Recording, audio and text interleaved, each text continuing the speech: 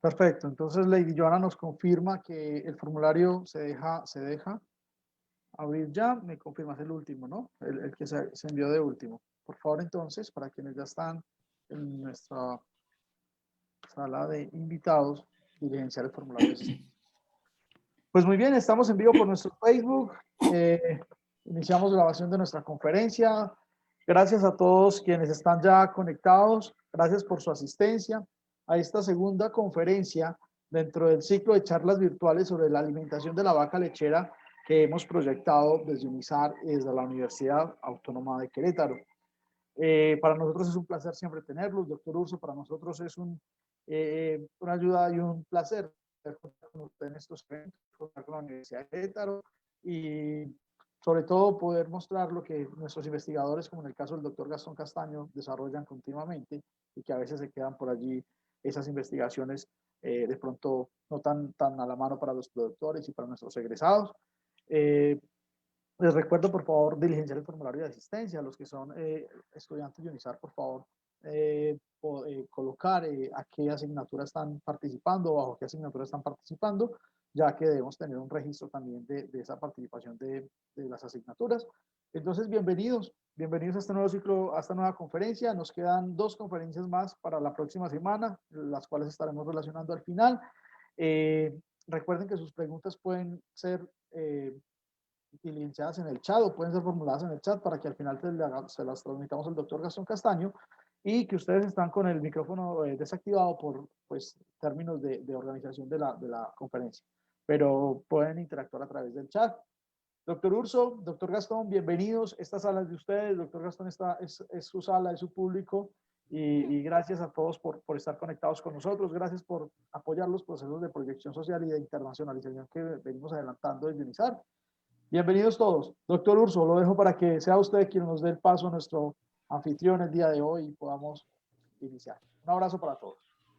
Gracias, muchísimas gracias, Jaime. Nuevamente agradezco a UNISAR por la oportunidad que me da en estar compartiendo ahora esta interacción de clases virtuales. Y para mí realmente es un honor el poder presentar al doctor y maestro en ciencias Gastón Castaño, que sin duda alguna es una pieza angular en la cuestión de investigación, en la cuestión de nutrición animal.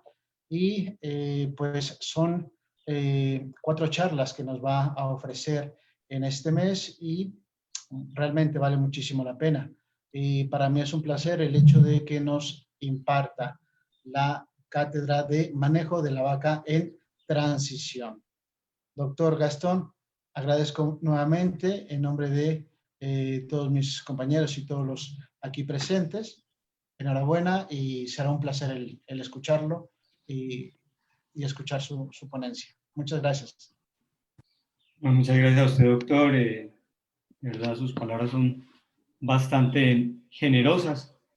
Espero que podamos, digamos, aprovechar este momento y que realmente se pueda convertir de una u otra forma como un intercambio de conocimientos y experiencias y que podamos, digamos, sacar el mayor provecho del mismo.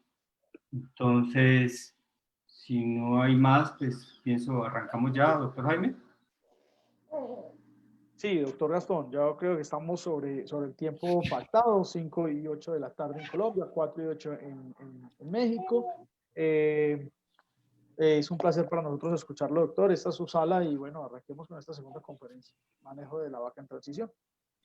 Bueno, perfecto. Bueno, la idea de la charla de hoy es darle continuidad como a una serie de conferencias que se están dando en relación al mes de la alimentación de la vaca lechera.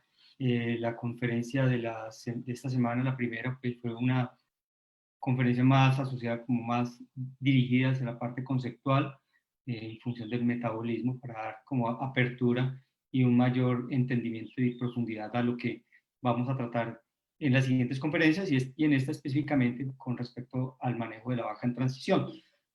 Como es de costumbre en la mayoría de las charlas que presento y casi que con la misma foto y el mismo texto, pero siempre trato de mantener como una idea una frase como que de apertura y con la cual nos podamos identificar en el proceso de la conferencia, y una otra forma con la que yo me identifico también de forma personal en mi ejercicio profesional. Y en este caso traje a colación la frase de que una persona es inteligente, una persona inteligente resuelve un problema, una persona sabia lo evita. Y mi invitación es para todos aquellos, los estudiantes, los profesionales, las personas que están trabajando en el campo, es mucho más interesante para algunos solucionar situaciones, curar animales, pero realmente el ejercicio profesional de nosotros, independiente de que estemos ejerciendo la medicina veterinaria o la zootecnia, debe ir encaminado más allá a prevenir los problemas de salud o los problemas que se pueden generar en torno a la producción. Y de una u otra forma vamos a encontrar en el transcurso de la charla algunos aspectos en los cuales podemos prevenir algunas situaciones que se relacionan con los problemas que conducen o que se generan alrededor del parto en la vaca durante la transición. Y como es habitual, pues igual para algunos de los que están nuevos en esta serie de conferencias y a los que estuvieron esta semana en la primera, pues les toca repetir un poquitico estas primeras diapositivas, pero pues igual es mi deber de una u otra forma contextualizar al auditorio y ubicar en dónde estamos trabajando. Yo trabajo en UNISAR, soy profesor asociado a la Facultad de Ciencias Pecuarias, estoy adscrito al programa de zootecnia específicamente. UNISAR está ubicada casi en el centro del país, está ubicado en el departamento de Risaralda.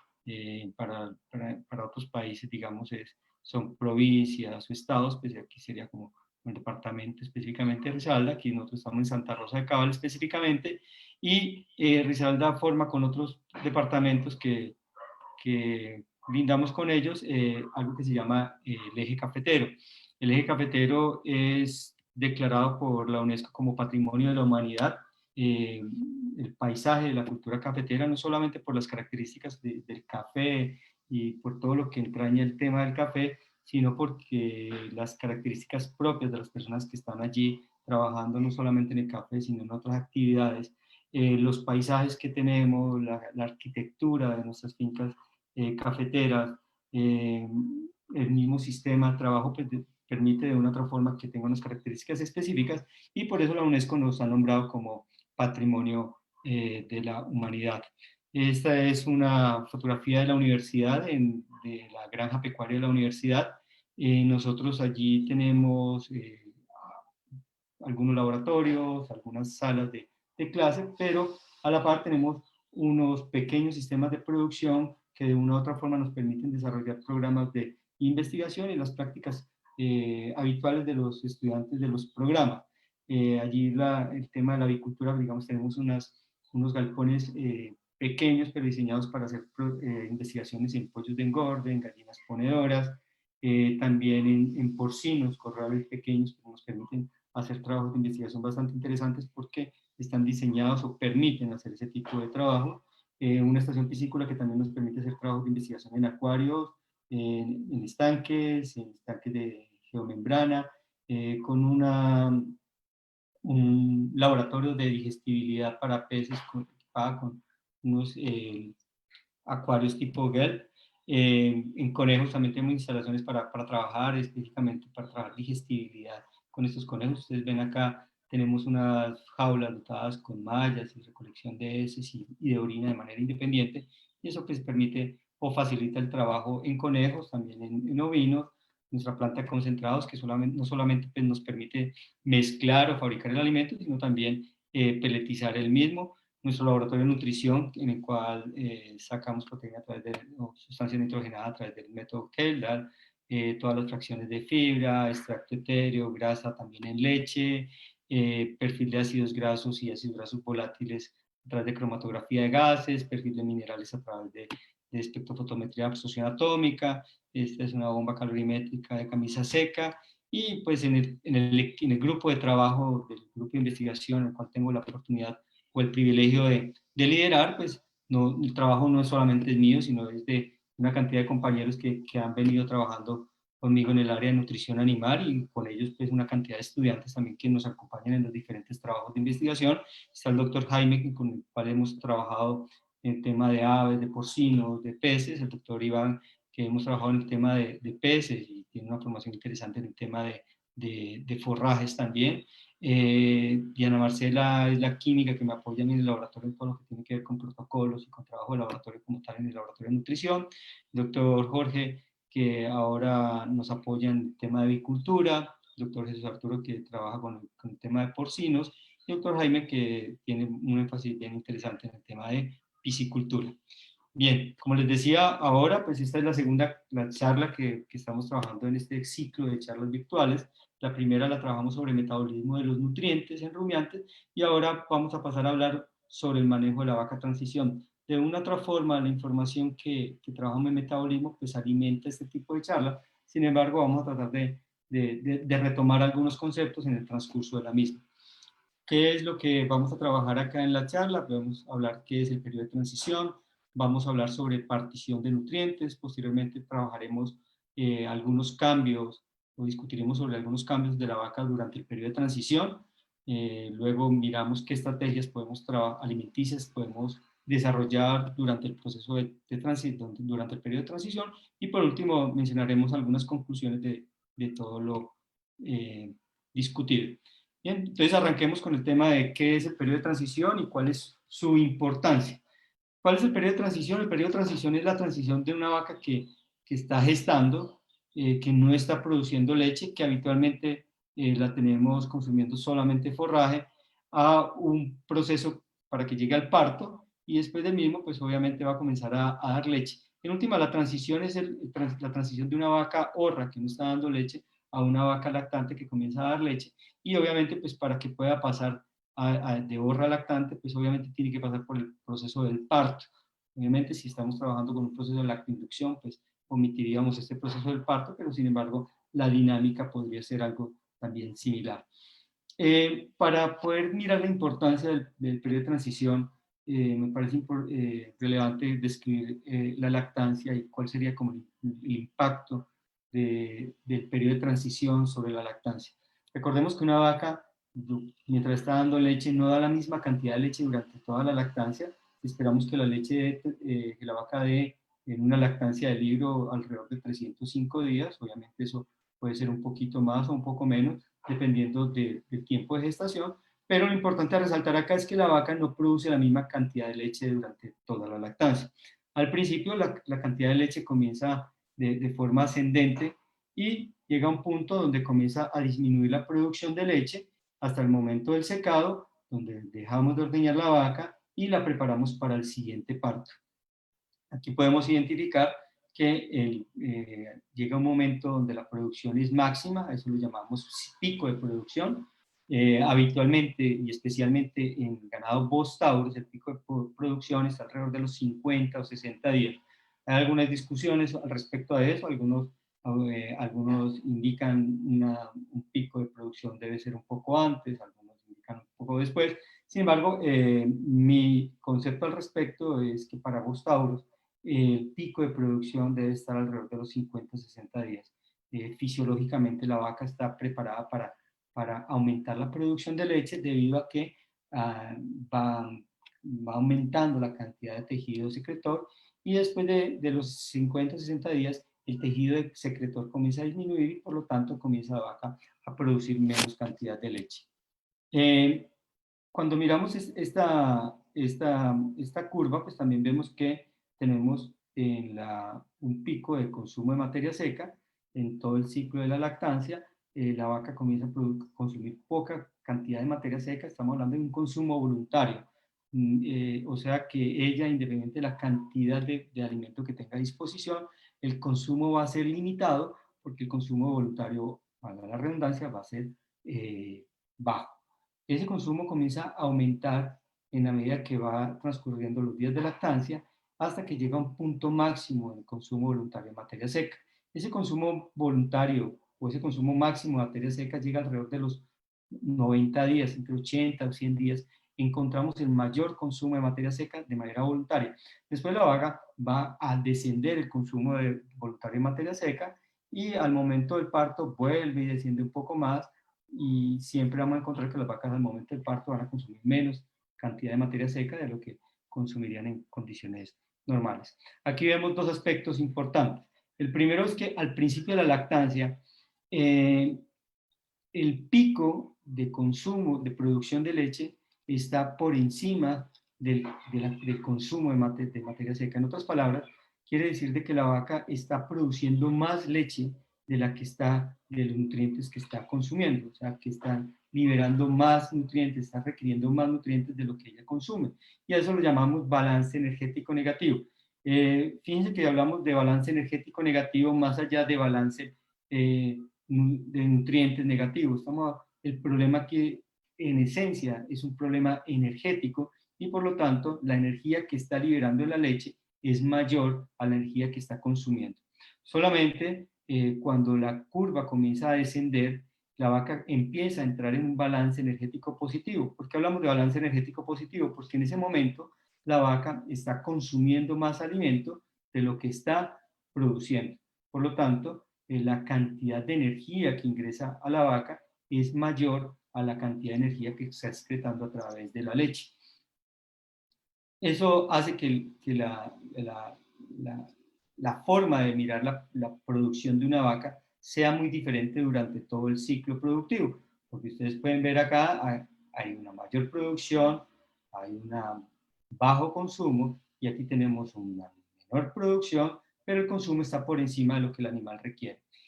Eso conlleva a que de una u otra forma, para poder compensar ese balance energético negativo, la vaca comience a desplazar grasa corporal. Cuando hablamos de condición corporal, estamos hablando qué tan gorda o qué tan flaca está una vaca. Existen diferentes escalas de condición corporal, algunos trabajan en escala de 1 a 5, 1 a 4, 1 a 9, pero de una u otra forma la escala más común, la más frecuente, no solamente reportada en la literatura, sino a nivel de campo, es la escala de 1 a 5. Y lo que quiere decir de que cuando una vaca está al momento del parto, tiene muy buena condición corporal, y en otras tiene muy buena grasa como reserva energética, y en la medida de que comienza a producir mayor cantidad de leche y está consumiendo poquita cantidad de alimento, entonces comienza a sacar de sus reservas corporales, de su grasa corporal, una cantidad de grasa como manera de compensar el balance energético negativo.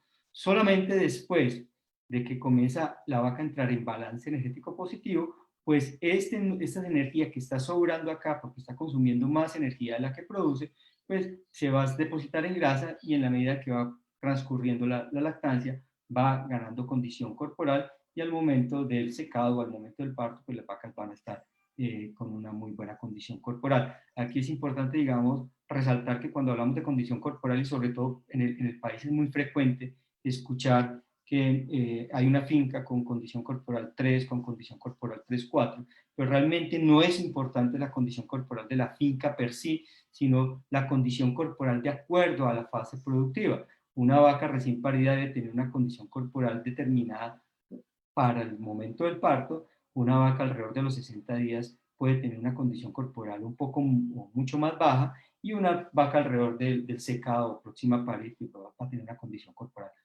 mucho mayor. Entonces, cuando miramos condición corporal, cuando miramos el consumo y cuando miramos la producción, todo depende de la cantidad de días o de los días de lactancia que tenga el animal. Ahora, cuando miramos las lactancias del libro, decimos que una lactancia debe durar alrededor de 305 días, y la vaca descansa por un periodo de 60 días. Si miramos el transcurso el intervalo entre un parto y otro, pues tenemos un intervalo de 365 días, lo que representa que 85 días de este intervalo, pues la vaca está en un periodo abierto, o dígase de otra manera, es una vaca que no ha quedado preñada durante esos primeros días. Una de las preguntas que uno se puede hacer y que vamos a tratar de discutir en el transcurso de la charla es ¿por qué es tan difícil dejar, o por qué la meta de nosotros es dejar preñada una vaca a los 85 días? Si miramos en la literatura y encontramos que al día 21 puede existir un óvulo, al día 42 puede existir la segunda ovulación, que por lo general va acompañada de un celo, porque al día 63 hay una tercera ovulación acompañada de un segundo celo y a la cuarta ovulación.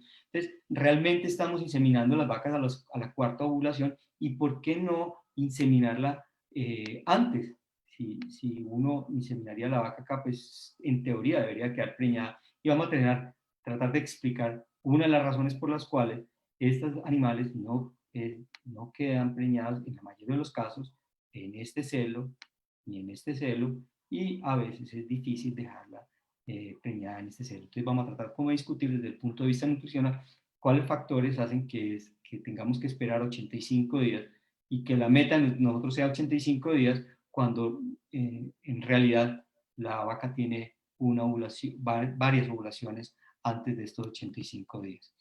Entonces, la importancia de la lactancia temprana radica en varias cosas. Uno, que durante la lactancia temprana tenemos la mayor producción de leche. Durante los 100 primeros días se produce cerca del 60% de la leche de una lactancia.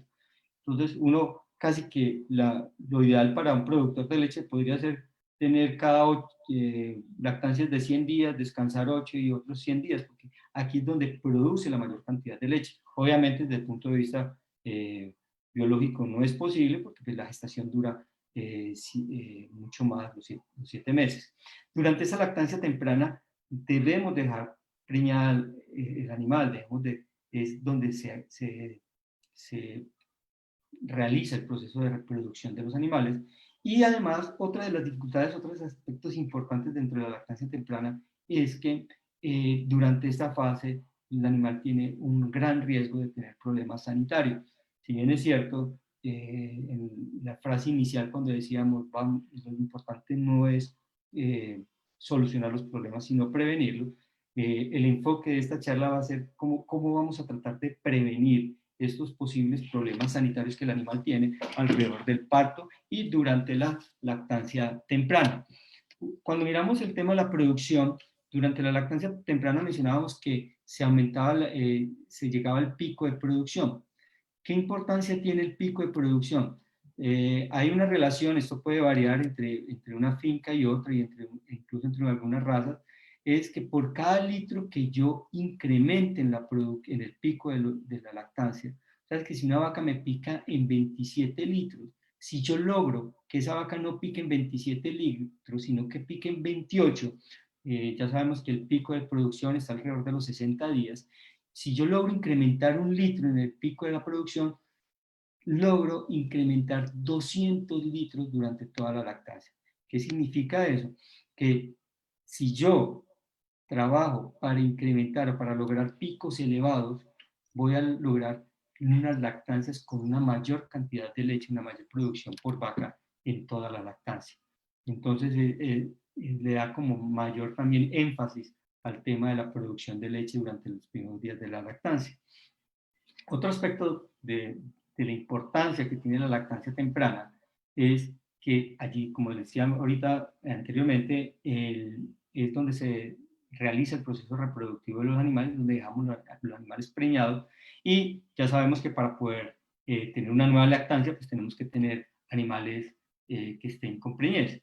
En esta gráfica podemos ver qué pasaría en teoría, no es una gráfica con datos específicos de alguna producción, pero sí nos da como una idea teórica de lo que puede pasar.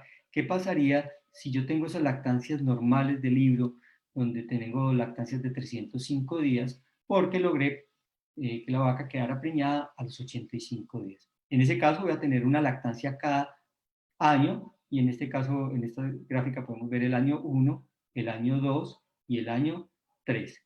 Si yo logro tener esas lactancias de año y cada lactancia me produce 3.000 litros, en este caso, esta vaca durante esas 3 lactancias, durante esos 3 años, me va a producir 12.000 litros de leche durante los 3 años. Ahora bien, si yo me demoro en preñar las vacas van a mantener mucho en esta parte de acá, mucho tiempo en la parte donde producen poca leche. Se van a demorar mucho más para llegar al próximo parto, se va a demorar mucho más para llegar al pico de la lactancia, y cuando comenzamos a sumar la producción teórica de leche durante esos 3 años, no durante las 3 lactancias, sino durante los 3 años, voy a obtener menos cantidad de leche por vaca. Ahora, si me demoro mucho más, entonces aquí ya no tendría más leche durante una lactancia, pero si yo sumo la leche total obtenida durante los 3 años, voy a tener menor producción de leche. Entonces, si bien es cierto, el pico de la lactancia me garantiza de una u otra forma o me sugiere una mayor producción de leche en una lactancia, cuando yo dejo preñadas las vacas lo más rápido posible, lo que estoy garantizando es una mayor vida productiva, una mayor producción durante su vida productiva y no solamente durante una lactancia. Entonces, uno podría casi que afirmar que los objetivos de la lactancia temprana y casi que de cualquier productor de leche es obtener un pico lo más alto posible y obtener una preñez lo más rápido posible. Si yo obtengo un pico lo más alto posible, estoy obteniendo una mayor producción de leche durante una lactancia, y si yo obtengo una preñez lo más rápido posible, pues voy a obtener una mayor producción de leche durante la vida productiva del animal. Y eso todo ocurre durante la lactancia temprana. Ahora, vamos a mirar un poco sobre la partición de nutrientes, que es un concepto que de una u otra forma nos permite como describir qué es lo que pasa en la lactancia temprana y cómo podemos abordar la lactancia temprana y el periodo de transición para que la vaca sea eficiente, para que la vaca tenga picos elevados y tenga preñeces lo más rápido posible. Cuando miramos el alimento como tal, el alimento se va a distribuir para 2 funciones, una de mantenimiento y la otra de producción. Todo el alimento, cualquier consumo de alimento va como prioridad número 1, va a ser utilizada para mantenimiento. Solamente cuando sobra alimento del consumo, sobra algo, esa parte que sobra va a ser enviada para producción. Miremos en un caso hipotético de que un animal tiene un bajo consumo de alimento y en el alimento pues obviamente están los nutrientes. Esos nutrientes van a ser destinados exclusivamente para mantenimiento. Si no le queda nutrientes para la producción, pues ninguno de los nutrientes va a ser destinado para la producción. Ahora bien, ¿qué debería de pasar? Tener un alto consumo para que gran parte de los nutrientes que el animal consumió se desplacen hacia mantenimiento y ya los nutrientes que sobraron del alimento sean destinados hacia la producción. Y de este modo, pues las vacas van a tener nutrientes disponibles para la producción de leche. Ahora, ¿cuáles son las funciones productivas de leche? Cuando hablamos de producción de leche, pues obviamente todos pensamos específicamente en la cantidad de leche, pero existen otras funciones productivas. ¿Cuáles son? Crecimiento. Una vaca de primer parto todavía está en proceso de desarrollo, todavía está creciendo. Una vaca de segundo parto todavía está creciendo. Entonces, una de las funciones productivas en ganado de leche, en producción de leche, es el crecimiento como tal de los animales. Otra de las funciones productivas, pues obviamente la producción de leche. Otra función productiva es la reproducción. Pues obviamente necesitamos tener vacas preñadas para que tengan un parto y para que después de ese parto empiecen a producir leche. Y tejido corporal. Si bien es cierto, el tejido corporal no es una función productiva, ¿sí? Si bien es cierto, no tenemos vacas para producir tejido corporal, recordemos que tejido corporal, más allá de músculo, es grasa corporal. Nosotros no tenemos vacas para producir grasa, pero de una u otra forma, dentro del sistema productivo, la producción de tejido corporal es fundamental para garantizar la reproducción y para garantizar la producción. Entonces, por eso lo tomamos como parte de las funciones productivas de los animales. Entonces, en ese orden de ideas, cuando el animal consume un alimento, pues ese alimento va a ser destinado primero para mantenimiento y ya los nutrientes que sobran, como decíamos anteriormente, van a ser utilizados para producción. Pero ya sabemos que las fracciones, las funciones productivas van a ser crecimiento, va a ser producción de leche, va a ser la reproducción y va a ser el tejido corporal. Ahora bien, cuando miramos la prioridad dentro de esas funciones productivas, así como hay una prioridad entre mantenimiento y producción, lo primero va para mantenimiento y lo que sobra va para producción, entonces dentro de las funciones productivas también hay prioridad. ¿Cuál es la prioridad para el animal? crecimiento y producción de leche. Entonces, por eso cuando una vaca está de primer parto, compiten esas funciones productivas, tanto producción de leche y crecimiento. La vaca comienza, digamos, a distribuir como de forma como equitativa una parte para producción de leche y otra parte para crecimiento. Ahora bien, si sobran nutrientes, esos nutrientes van a ser enviados para la reproducción. Una vez se cumplen los requerimientos para reproducción, lo más probable es que los nutrientes que sobren van a ser enviados para condición corporal o para tejido corporal. En otras palabras, van a ser enviados para almacenar como reservas corporales. Vamos a tratar de ser un poquito más gráficos con este concepto. Y en este ejercicio que trato de siempre colocar cuando menciono este concepto de partición de nutrientes, asumamos que una vaca requiere 2 unidades de energía para mantenimiento. Asumamos que esa vaca tiene un potencial para producción de leche de 20 litros y que cada 5 litros requieren una unidad de energía. En otras palabras, para producir esos 20 litros, ella debe de consumir 4 unidades de energía y con esas 4 unidades de energía tendría energía suficiente para producir los 20 litros. Ahora, sumamos que la vaca requiere 2 unidades de energía para reproducción y N cantidad de unidades de energía para ganar tejido corporal. Entonces, ¿qué pasaría si estas son como la tabla de requerimientos? ¿Qué pasaría si el alimento, que es lo que vemos aquí en verde, tuviese solamente una unidad de energía? Recordemos que para mantenimiento la vaca requiere 2 unidades de energía. Si el alimento tiene una unidad de energía, pues esa energía va a ser destinada ¿para qué? Para mantenimiento.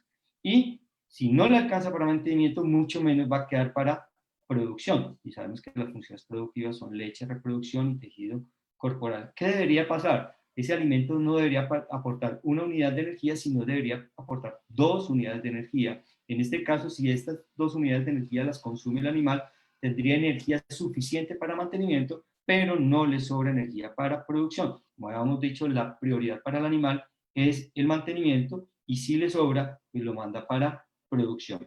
¿Qué debe pasar para que la vaca produzca? Pues debe consumir un alimento con mayor cantidad de energía.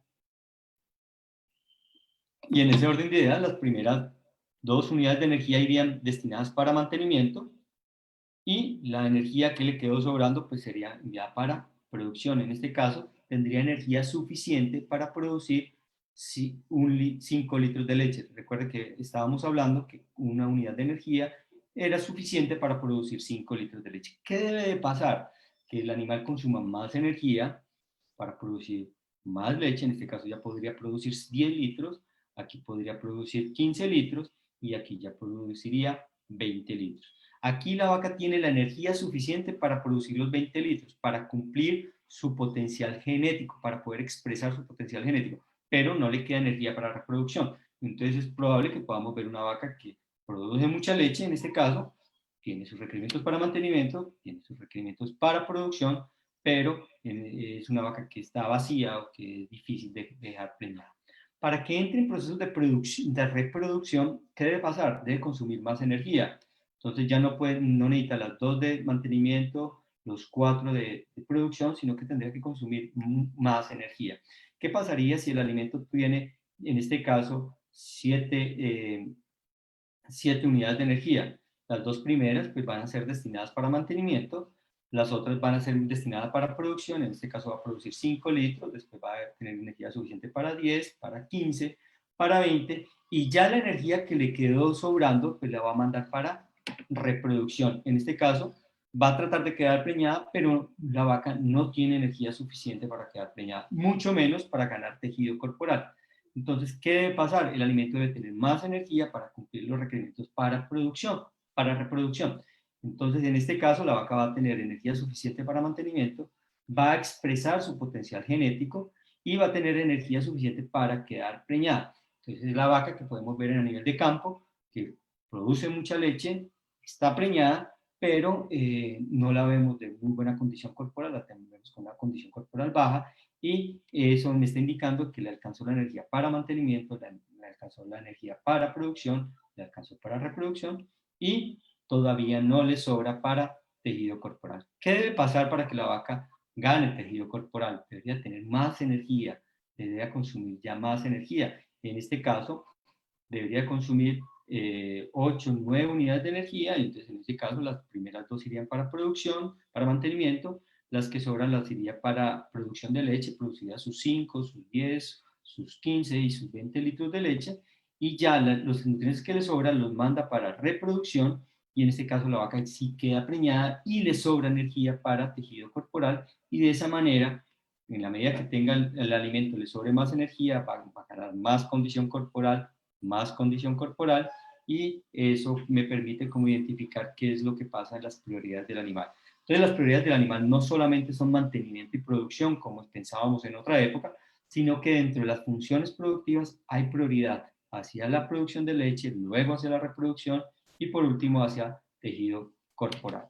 Entonces eso de una u otra forma explica el por qué cuando nosotros tenemos un óvulo por acá, otro óvulo por acá, otro por acá y otro por acá, a veces es difícil dejar preñadas las vacas en estas primeras ovulaciones porque la vaca está en balance energético negativo. Si ella no le alcanzaba energía para la producción, pues no le va a sobrar para la reproducción.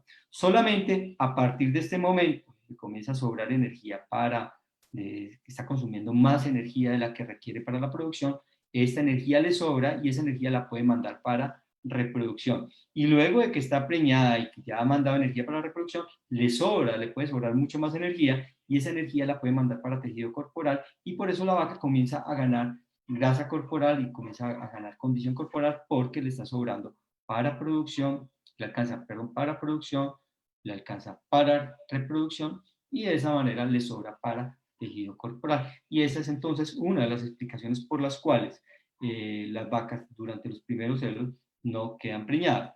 Ahora bien, uno podría pensar que si en este momento la pérdida de condición corporal no es suficiente, ya sea porque hay una buena dieta, ya sea porque la producción no es elevada, pues obviamente me está diciendo que si no hay mucha pérdida de condición corporal, me está diciendo que le está sobrando al animal para condición corporal, por lo tanto le alcanzó para producción y para reproducción. Entonces, por eso la condición corporal para nosotros se vuelve una herramienta muy importante para determinar el estatus energético del animal y en el momento en que la vaca comienza a ganar condición corporal o en el momento en que la vaca no ha perdido suficiente condición corporal, me está indicando que hay suficiente energía y que la vaca puede quedar preñada. Por eso en algunas fincas es probable que veamos a nivel de campo vacas preñadas a los 45, a los 46, a los 48 días, mientras en algunos casos es difícil que las vacas queden preñadas a los 80 días de gestación. Y eso también mostraría un poco lo que es la persistencia del pico. Muchos colegas buscan este tipo de picos de producción. Yo discrepo un poquitico de ese concepto y la explicación que doy al respecto es que cuando una vaca comienza a aumentar su producción, hablamos en Bos taurus, en Bos indicus es algo un poco diferente, pero cuando una vaca comienza su producción y se estanca, por lo general la condición corporal es muy baja y generalmente me está indicando que, o me está sugiriendo que esa vaca pudo haber picado mucho más en producción y recordemos que cada pico en producción equivale a 200 litros en la lactancia. Entonces, si nosotros ahondamos esfuerzos para incrementar los picos de producción, pues podemos llegar a obtener unas producciones elevadas durante toda la lactancia. Y generalmente estos picos resultan siendo picos aparentes. En ganado F1 que tiene algo de CU, en Giro ocurre un poco con mayor frecuencia este tipo de mesetas y son curvas que se adaptan muy bien a la raza y cuando miramos la condición corporal de estas vacas en esa raza, generalmente la condición corporal acá es alta. Me está diciendo que si no perdió mucho, quiere decir de que ella le sobró para producción y para reproducción. Entonces aquí no hay lío. Sin embargo, en Bos taurus, vemos que las vacas que tienen este tipo de curva generalmente encontramos una muy baja condición corporal al momento a los 60, a los 40 días, y eso hace que la vaca no tenga reservas suficientes para la producción de leche. Un aspecto importante a resaltar es que cada kilo de condición corporal que la vaca pierde acá equivale alrededor ahorita discutimos un poco más de eso, pero equivale a alrededor de 7 litros en producción de leche. O sea que cuando ella pierde condición corporal, lo bonito del asunto es que ella está destinando esa grasa corporal para producir una cantidad de leche que ella no está siendo capaz de producir porque no consume la suficiente cantidad de materia seca. Esto es lo que, esta gráfica del Instituto Babcock, y digamos, muestra mucho el concepto que les acabo de mencionar sobre la persistencia de la lactancia, o lo de los picos aparentes, picos aparentes, que son como si fueran persistentes, pero realmente no son picos evidentes, y por lo tanto hay una pérdida en la producción. Mire, en esto lo que están mostrando este es del Instituto Babcock, esta diapositiva. Lo que ustedes ven aquí en la parte de abajo es lo que pasa cuando una vaca es mal alimentada durante toda la lactancia. Estamos hablando de animales que generalmente son estabulados. Entonces, ¿qué pasa si la dieta es mala durante toda la lactancia? La producción es baja durante toda la lactancia. Ahora bien, ¿qué pasa si yo tengo una buena alimentación durante toda la lactancia? Aquí podemos ver la curva de la producción elevada durante toda la lactancia. Ahora, ¿qué pasa si yo tengo una mala alimentación durante los 3 primeros meses de lactancia y después la mejoro? Si ustedes ven acá, la vaca deja de picar y se mantiene, y después comienza a descender la producción de leche, que de una u otra forma coincide mucho con las gráficas de curva de producción de leche que estudiábamos hace un par de años. Y en ganado en pastoreo, esto es un poco más evidente, porque en animales en pastoreo, en esta época, pues ellos no dependen del alimento que les estoy dando en la canoa, entonces dependen mucho de lo que ellos consumen de manera voluntaria. Entonces, de forma voluntaria, ellos van a consumir más forraje y vamos a lograr encontrar ese tipo de mesetas o de curvas de picos persistentes. Mi concepto al respecto es que en la medida que yo logra tener picos elevados y que esos picos sean marcados a los 2 meses, tratar de mantener la persistencia de pico es otra cosa a decir que voy a tener unas mesetas como picos de lactancia, y eso no son picos, sino son picos aparentes. Y aquí simplemente muestran qué pasaría si yo al final de la lactancia, el incremento solamente serían aquí 200 litros, y yo al final de la lactancia estoy mejorando la nutrición. Por lo tanto, yo tengo que tener una buena alimentación desde el principio de la lactancia para que se vea reflejada en toda la lactancia, porque cuando yo hago esto después de los 3 meses, el impacto va a ser muy poco sobre la producción, y si hago al final, pues va a ser casi que mínimo el impacto sobre la producción. Y también con eso podríamos como justificar el término o lo relacionado con el periodo de espera voluntaria. ¿Qué es el periodo de espera voluntario? Es lo que espera un ganadero para poder inseminar las vacas después del parto.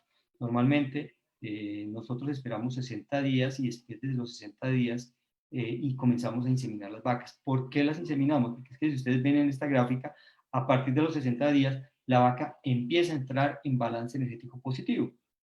Ahora, si la producción es mayor, aquí ustedes ven las líneas que están intermitentes son las de consumo de alimento, la línea continua es la producción.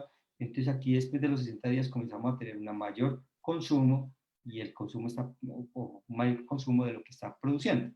Ahora, en esta otra gráfica, lo que hice simplemente es ampliar la curva hacia arriba, solamente control C, control V, amplié la curva hacia arriba, y ustedes pueden ver cómo se desplaza el balance energético positivo, se tarda más en llegar. Entonces es por eso que las vacas que son de alta producción se nos dificulta un poco más dejarlas preñadas, porque ellas se demoran un poco en entrar en balance energético positivo, y de esta manera tenemos que tomar la estrategia de esperar un poco más para iniciar el proceso de reproducción.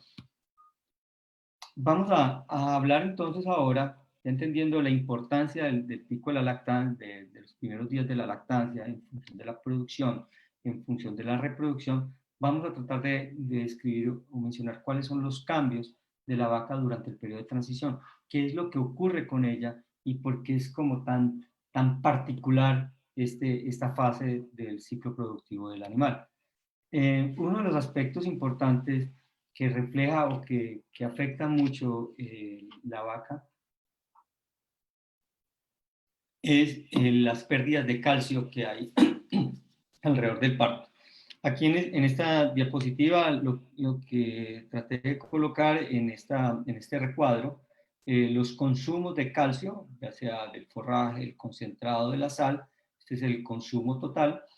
Esto aquí sería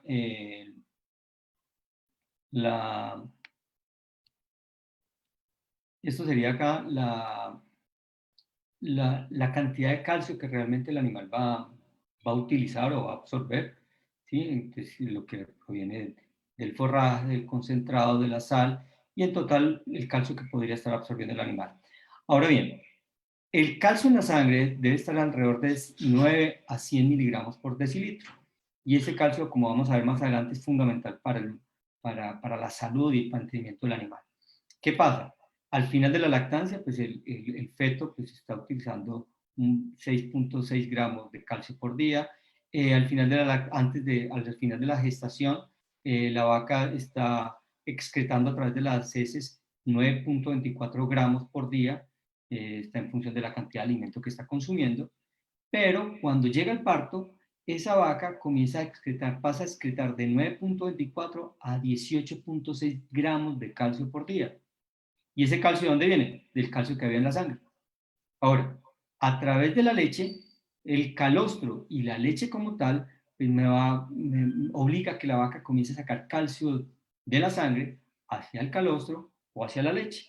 Cuando hablamos de la leche, la vaca está excretando cerca de 36 gramos de calcio por día, obviamente dependiendo de la producción. Pero aquí lo que quería como resaltar, o lo que quiero resaltar es que la cantidad de calcio que el animal está excretando está muy cercana al consumo total y no está teniendo en cuenta ni estas pérdidas, ni el consumo que tuvo que utilizar por el feto, y la adaptación del animal para poder mantener estos niveles de calcio en la sangre se demoran bastante. Cuando uno habla del calcio, pues habitualmente y la gente o el común de la gente se refiere al calcio que se requiere para los huesos, ¿cierto? El calcio es un mineral bastante importante. El 70% del calcio que se encuentra en las cenizas, el 70% de las cenizas del organismo son calcio. El calcio está distribuido en dos compartimentos, digamos, grandes, uno el intracelular y el extracelular, o sea que dentro de la célula hay calcio. La cantidad de calcio que hay dentro de la célula es muy poquita, no entramos a detallarla. El extracelular es, digamos, donde está la mayor fracción de calcio. Dentro de ese calcio extracelular, el 98% del calcio total está en los huesos. Entonces, claro, cuando uno habla del calcio, pues sí, está hablando específicamente de los papeles importantes del calcio está en los huesos. Pero existe un 2% del calcio total que se encuentra en los fluidos corporales. Y dentro de eso encontramos calcio en el plasma de la sangre. ¿Cuánto del calcio total? El 1% nomás del calcio total se encuentra en el plasma de la sangre. El calcio de la sangre tiene varias funciones. Uno ayuda a la coagulación de la sangre, pero el calcio que está soluble en la sangre, el calcio que está en el plasma, sirve para dos cosas. Primero, para la contracción del músculo y dos, para la excitabilidad del sistema nervioso. En otras palabras, la vaca lo que hace es tratar de mantener unos niveles adecuados de calcio, como mencionábamos, entre 9 a 10 miligramos por decilitro de calcio, que es el necesario para que la vaca pueda tener una adecuada contracción muscular y una excitabilidad del sistema nervioso. Realmente de este 9 a 10 miligramos por decilitro, el 50% de este calcio es el calcio soluble, que es el que se utiliza para la contracción muscular.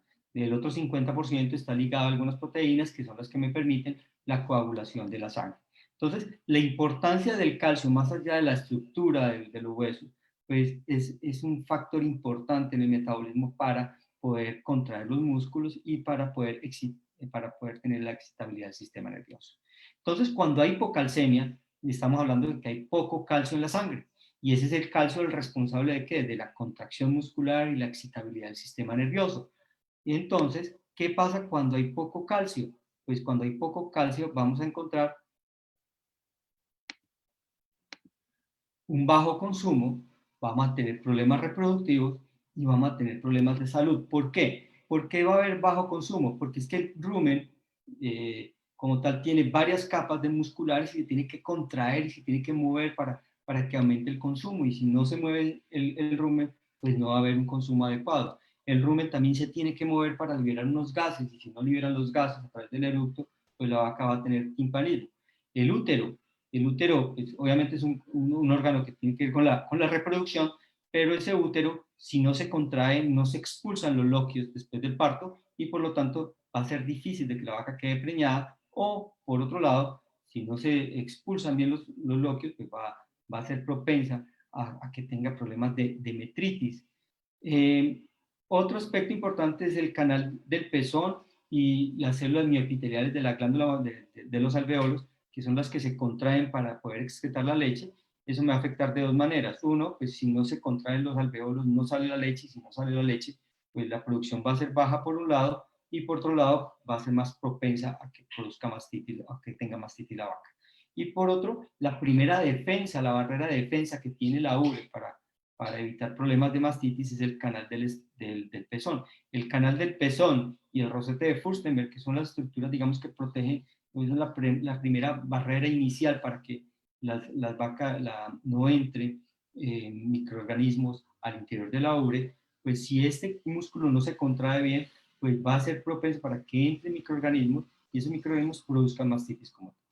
Ahora bien, si no hay calcio, pues no hay contracción muscular, y si no hay contracción muscular, pues estas extremidades no se van a mover, y si no se mueven, el animal no se va a desplazar, y si no se desplaza no va a pastorear, y si no pastorea no come, y si no come baja la producción. Entonces, como podemos ver, la hipocalcemia afecta a el consumo, afecta la reproducción, afecta la salud, y todo en última, pues también redunda en disminuir o afectar la producción como tal del animal. Miremos el rumen. El contenido del rumen está dividido en 3 fracciones. Algunos hablan de 4 realmente, pero en términos generales tenemos 3 fracciones. Aquí tenemos una, que es el alimento grueso como tal, o el alimento del forraje que está flotando de una u otra forma en un líquido, una capa líquida, y por último una capa gaseosa, que aquí es donde están los gases productos de la fermentación. Aquí encontramos en esta diapositiva, en esta figura, podemos ver en este orificio, es el orificio reticulomasal. ¿Qué pasa acá? Que el material que va a salir del rumen es lo que se está acá en la parte del retículo realmente, y el orificio está por encima o sea, lo que va a salir la parte líquida, y el orificio está por encima de la capa líquida. ¿Qué significa esto? Que para que salga esto de acá, el rumen se tiene que contraer para que eso sea expulsado por acá. Ahora, si ustedes ven la capa gaseosa que va a salir a través del cardias, la capa gaseosa está por encima del cardias. ¿Qué debe pasar? Que el rumen se tiene que mover para que esta capa salga a través del cardias, a través del eructo.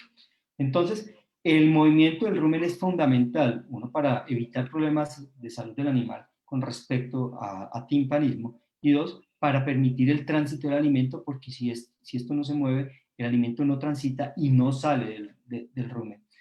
Como les decía anteriormente, pues tenemos 2 capas, algunos hablan de 3 capas, una capa donde está el alimento grueso, donde no sea digerido o fermentado completamente, bastante, y aquí pues el alimento que ya lleva un día en el rumen y que se está fermentando cada vez más.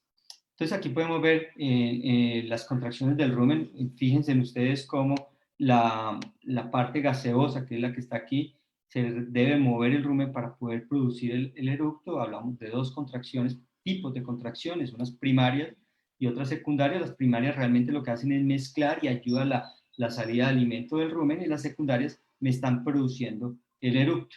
Aquí estamos viendo en esta fotografía un pilar del rumen. El pilar es unos pliegues que son de musculares realmente, que dividen el rumen en varios sacos, y si esta vaina no recibe calcio, pues no se contrae. Si no se contrae, pues el rumen no se va a mover, y si no se mueve, no hay eructo, no hay rumia, y tampoco transita el alimento a través del tracto digestivo.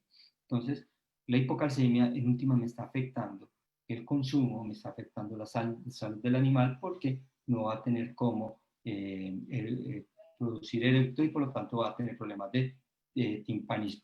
Aquí en este trabajo que es del 2012, aquí podemos ver cómo las variaciones del consumo de materia seca alrededor del parto. En este trabajo lo que se evaluó simplemente el consumo de materia seca, este punto cero es el punto del parto, y podemos ver cómo antes del parto la vaca de manera voluntaria va a disminuir el consumo. Ella, independiente de la cantidad disponible de alimento que tenga o que se le ofrezca al animal, pues el animal va a disminuir el consumo, y en la medida que pasan los días después del parto ella va a incrementar el consumo de materia seca, que era básicamente lo que estábamos mencionando anteriormente. Otro aspecto que ocurre alrededor del parto es el cambio de la dieta.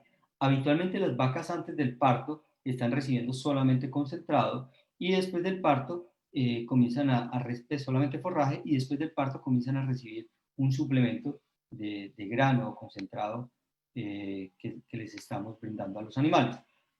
Esto tiene unas implicaciones importantes. Primero, el acostumbramiento de ese rumen a la nueva dieta, y dos, el desarrollo de las papilas del rumen.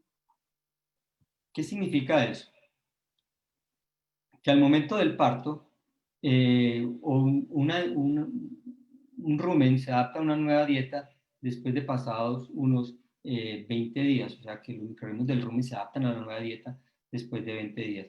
Y las papilas del rumen, cuando la vaca está consumiendo solamente forraje, la cantidad de papilas que hay en el rumen disminuye. De hecho, la eficiencia de la vaca es menor cuando no está produciendo leche que cuando está produciendo leche.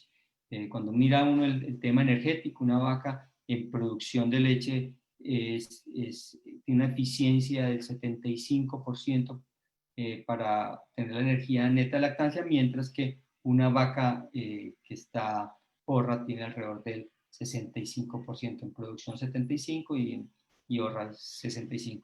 Y en gran parte se explica no solamente por componentes hormonales, sino se explica también porque durante la lactancia estábamos dando suplemento, y ese suplemento me permite mejorar las papilas del rumen e incrementar la capacidad de absorción de ácidos grasos volátiles, que es lo que se produce.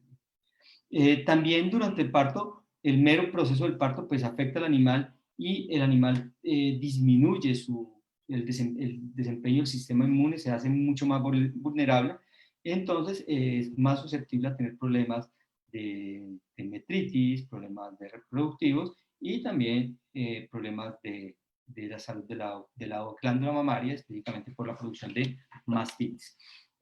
Al momento del parto también tenemos otros aspectos que están asociados como desde el punto de vista físico, y es que el rumen, que ocupa gran parte del vientre del animal, pues, o del abdomen, de la cavidad abdominal del animal, todo esto sería como el espacio que ocupa un rumen en condiciones normales. Sin embargo, antes del parto, ese rumen se tiene que volver un poco más pequeña, porque este ternerito que estaba acá estaba ocupando un espacio también bastante interesante antes del parto. Entonces, antes del parto ya baja el consumo de alimento por un aspecto físico, porque un rumen más pequeño se ve más limitado para consumir, y ya después del parto, pues el ternerito sale y el rumen comienza a aumentar de tamaño, y eso también va permitiendo que aumente el consumo voluntario. Otro, pues el parto en sí produce estrés, ese estrés produce hormonas relacionadas con el estrés, que en última va a disminuir el consumo de alimento asociado pues al mismo proceso del parto,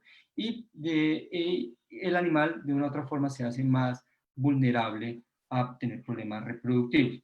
Entonces el parto en sí también, como tal, el proceso del parto pues ya afecta al animal de forma negativa, porque disminuye el consumo de alimento, ya sea por el tamaño, por el estrés, y puede afectar la parte reproductiva. Otro aspecto que ocurre durante el parto o el momento de transición es que la vaca no producía leche, y después del parto comienza a producir leche, al principio pues obviamente calostro, y después leche propiamente dicha, que es la que vamos a utilizar nosotros para el consumo humano. Entonces, al momento del parto ella no tenía los requerimientos, o los requerimientos de ella no estaban diseñados, no estaba acostumbrada a utilizar energía para la producción de leche, y de un momento a otro comienza a producir calostro y después comienza a producir leche, y esa demanda de nutrientes para producción de leche pues hace que la vaca entre en balance energético negativo. ¿Y por qué hablamos de balance energético negativo y no solamente balance energético o proteico, digamos, podría ser también negativo? Si miramos en esta diapositiva, vemos la composición promedio o una composición típica de una leche con el 3.2% de grasa, de proteína, el 3.56, 3.6% de grasa, 4.75% de lactosa y 0.75% de ceniza. Cuando yo sumo estos dos componentes, grasa y lactosa, nos podemos dar cuenta que en esta leche el 67%, casi el 70% de los sólidos de la leche son componentes energéticos más allá de proteicos. Entonces, las exigencias de la vaca para producir leche desde el punto de vista energético son bastante grandes, porque gran parte de la leche es un alimento altamente energético, tiene alto contenido de grasa, tiene alto contenido de lactosa, las concentraciones de grasa pueden cambiar de una raza a otra, las de lactosa realmente no varían mucho, pero de una u otra forma puede estar alrededor del 70% el porcentaje de los componentes que son netamente energéticos, y solamente el resto, que es un 30%, está entre lo que son los componentes de la proteína y de la ceniza. Por eso la demanda de energía para esa vaca es bastante elevada. Entonces, en resumen, ¿cuáles son los cambios de la vaca durante la transición? Pues primero, la vaca entra en hipocalcemia, quiera o no, pues ella tiene que sacar calcio de la sangre, y ese calcio soluble va a ir de la sangre a la leche y al calostro, va a disminuir el consumo voluntario de materia seca. El consumo es bajito, uno, porque el animal se estresa, dos, porque hay cambios en la dieta, tres, porque el ternerito está ocupando un espacio que no existía, y algunos aspectos fisiológicos que vamos a tratar de discutir más adelante que también disminuyen el consumo voluntario de materia seca. El cambio en la dieta también es otro reto que tiene el animal. Antes no consumía forraje, después comienza a consumir, no consumía concentrado, después comienza a consumir concentrado, y ese cambio también afecta directamente el desempeño del animal y el desempeño y la salud del animal. También afecta el sistema inmune, porque las defensas se disminuyen, hay problemas con el tema, hay un reto por la misma hipocalcemia. El parto en sí, como tal, habíamos dicho que ya es un reto para el animal, es algo que ocurre en el animal que no lo tenía, y comienza a producir calostro y leche, que en últimas conduce a que el animal entre en una necesidad extra de energía que no tenía antes del parto.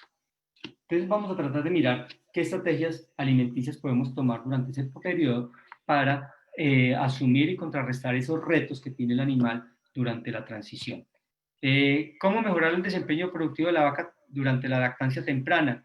¿Qué es lo que esperamos? Que la vaca después del parto, antes del parto, que es una vaca que está tranquila, que está bonita, que está bien, llega el momento del parto, tenga su ternero, y tenga una vaca que sea activa, que coma bastante, que esté de forma voluntaria, y no una vaca perezosa como la que vemos acá, que no esté consumiendo nada, que esté echada, que esté aperezada, porque esa sería una vaca que, si no come, pues obviamente no va a producir. Entonces el reto de nosotros es poder tener este tipo de animales que consuman más alimento, que estén activos después del parto, a pesar de que hayan pasado por este proceso que es dramático para el animal. Entonces, para eso tendríamos que entender un poco lo que tiene que ver con la homeostasis del calcio. Si ya sabemos que la vaca entra en hipocalcemia, ¿qué hace que el animal mantenga los niveles de calcio en la sangre adecuados? Recordemos que los niveles de calcio en la sangre están alrededor de 9 a 10 miligramos por decilitro. Entonces, existe una estrecha regulación de los niveles de calcio en la sangre para evitar la hipocalcemia y para evitar la hipercalcemia. Si hay hipocalcemia, ¿qué pasa?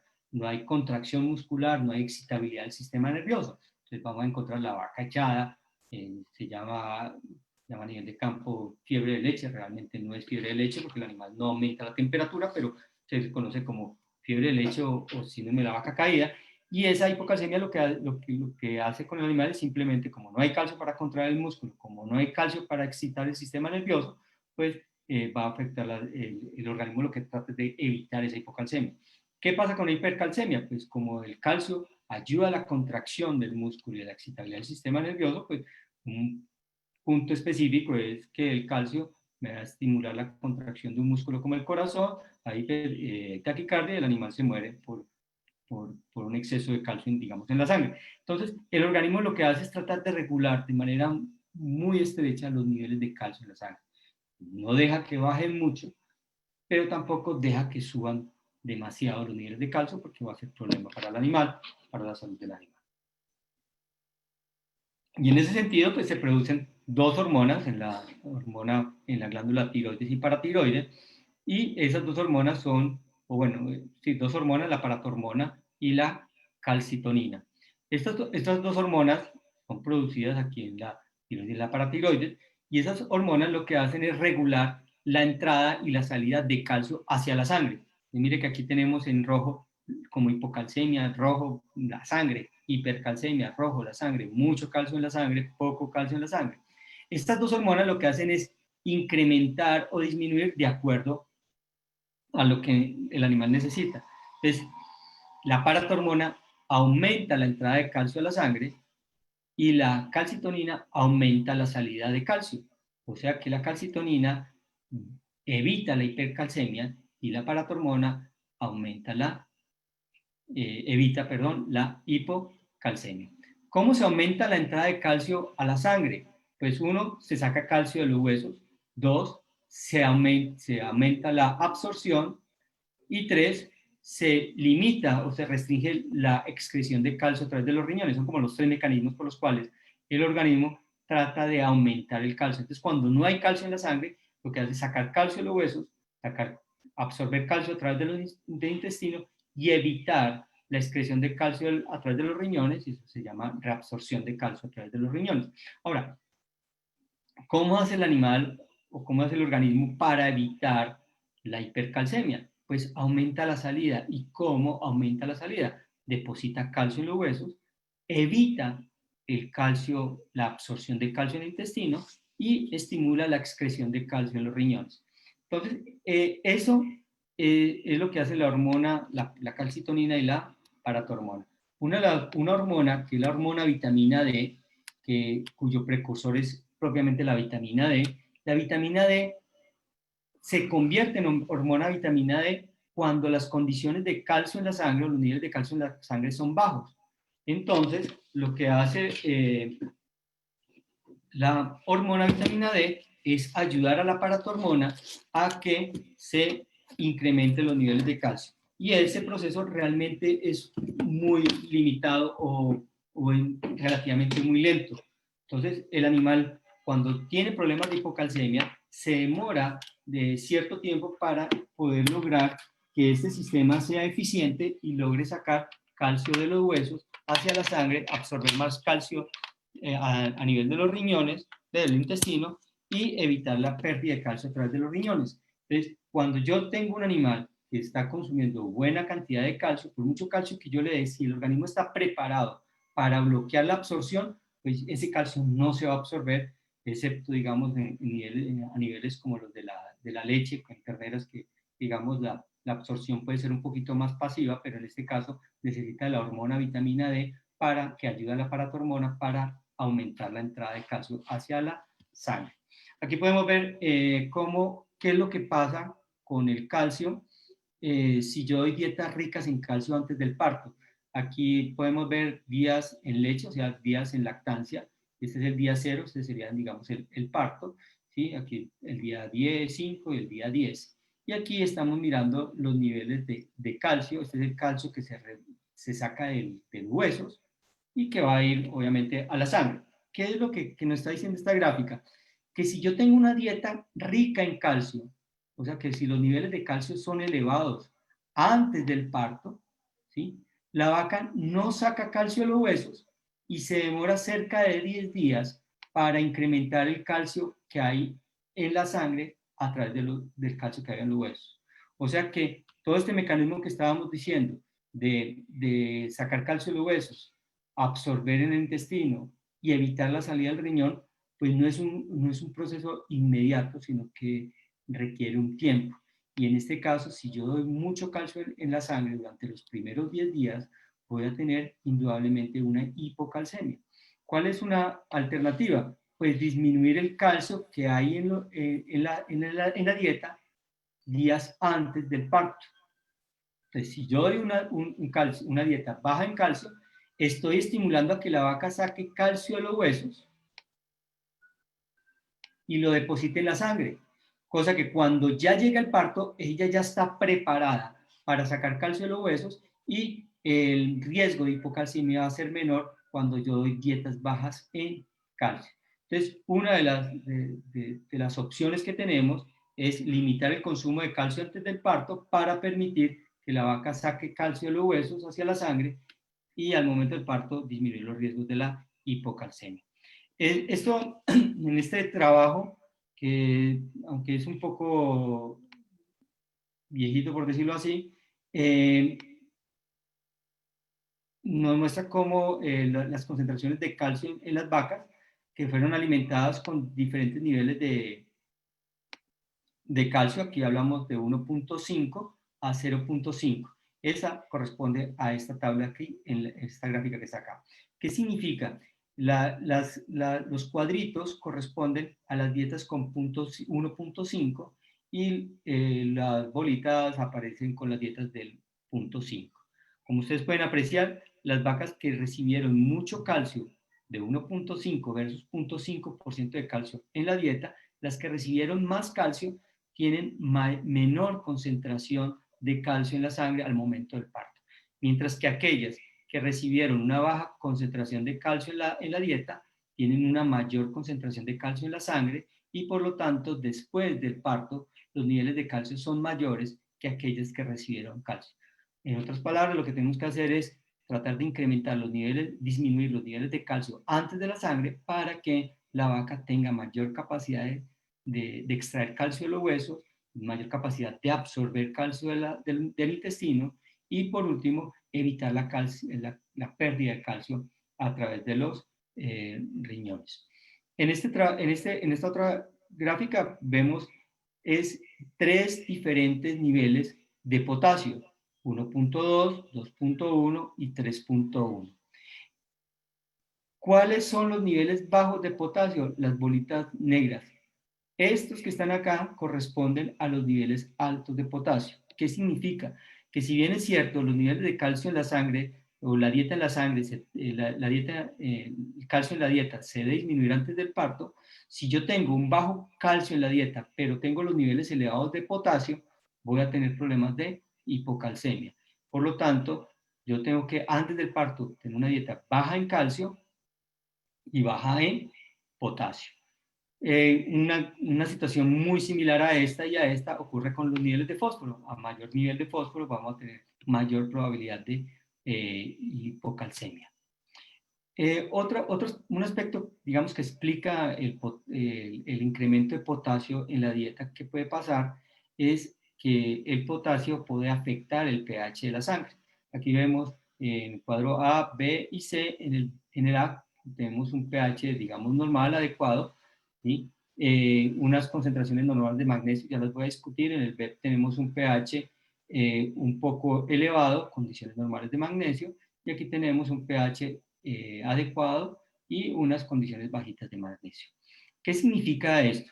Que en la medida que yo tengo un pH adecuado, no tan alcalino como en el caso B de 7.45, sino que tengo un pH en la sangre cercano a 7.35, el receptor para la paratormona tiene una forma adecuada para recibir el mensaje de la paratormona y por lo tanto la paratormona va a poder trabajar sobre ello.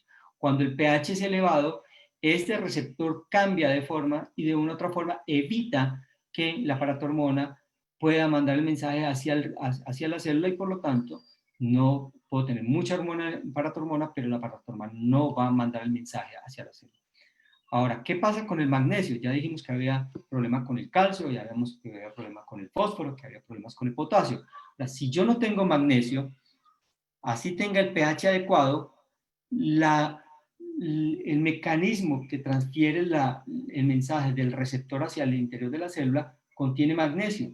Por lo tanto, si yo no tengo magnesio, no voy a tener, así tenga un buen pH, así tenga una buena cantidad de calcio, una baja cantidad de calcio, etcétera, este no va a mandar el mensaje adecuado hacia el interior de la célula. Conclusión, necesitamos bajos niveles de calcio, bajos niveles de fósforo, bajos niveles de potasio y unos adecuados o elevados niveles de magnesio para evitar los problemas de hipocalcemia. Otras estrategias son las sales aniónicas. Las sales aniónicas son células que, digamos, tienen carga negativa y facilitan la salida de calcio de los huesos a la sangre. Estas sales en condiciones nuestras, por lo menos en Colombia, son difíciles de utilizar realmente porque la diferencia cation-anión no nos permite trabajar bien a nivel de campo con esto. Sin embargo, unas sales aniónicas pueden facilitar, digamos, o bajar un poquitico el pH, digamos, de la dieta, producir una ligera acidosis, digamos, metabólica, puede facilitar un poco el utilizar dietas bajas en calcio, como decíamos ahorita, un pH muy elevado afecta los receptores del aparato hormona.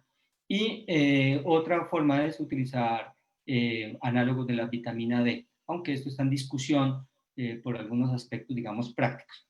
Y la otra, pues, es aportar geles de calcio, pues, digamos, desde el punto de vista práctico y económico también no es como tan aconsejable. Mi recomendación, pues, en últimas es disminuir el calcio antes del parto, lo mismo que el potasio, lo mismo que el fósforo, para evitar la hipocalcemia y tener dietas que sean ricas en magnesio. El consumo de concentrado, aquí podemos ver cómo el consumo de concentrado pues afecta en varios aspectos. Uno, la adaptación de los microorganismos. Otro, la formación de papilas, como decía ahorita. Otro, la glucosa, que la glucosa va directamente relacionada con la producción de leche y con la reproducción, y también pues va a afectar el balance energético negativo. Los microorganismos del rumen, aquí podemos ver hongos, protozoarios, bacterias, pues se demoran 20 días para adaptarse a una nueva dieta. Entonces, si yo comienzo a dar concentrado solamente a partir del parto, pues voy a tener que esperar unos 20 días para que esos microorganismos se adapten a esa nueva dieta. Entonces, la recomendación sería suministrar concentrado antes del parto. Esto, pues, de una u otra forma, lo mencionábamos en la charla pasada, los ácidos grasos volátiles que se producen en el rumen, pero hacemos énfasis en el tema del propiónico, como el propiónico me incrementa los niveles de glucosa en la sangre, y esa glucosa en la sangre, pues en última me va a mejorar los niveles de insulina, y por lo tanto va a mejorar el nivel reproductivo del animal. Esa, digamos, es una de los aspectos importantes de dar concentrado antes, durante y después de parto. Entonces, y otro aspecto es que la glucosa es fundamental para la producción de lactosa, y como ya sabemos, la lactosa regula la producción osmótica, regula la cantidad de leche que se produce. Entonces, si no hay glucosa no hay lactosa, y si no hay lactosa no hay leche. Y el butírico no se va para ningún lado, queda en las paredes del rumen, y al quedar en las paredes del rumen da energía a las vellosidades, y por lo tanto aumentan el tamaño de las papilas y aumenta la capacidad de absorción. Y estas son las papilas del rumen. Entonces, si hay más butírico, va a aumentar la producción. Esto lo la mostrábamos en la conferencia esta semana, como una dieta con alto contenido de concentrado, o con concentrado, estimula el desarrollo de las papilas ruminales, mientras que una dieta sin concentrado, pues obviamente no estimula esas papilas.